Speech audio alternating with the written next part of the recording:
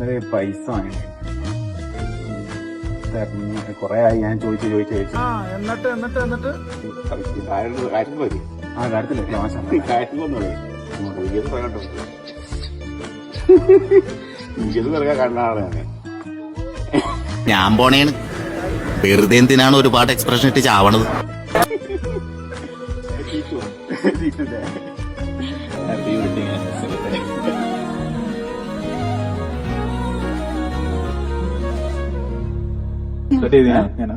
ഇല്ല അങ്ങനെ കിട്ടിയിട്ടില്ല, ഉണ്ടായിട്ടില്ല.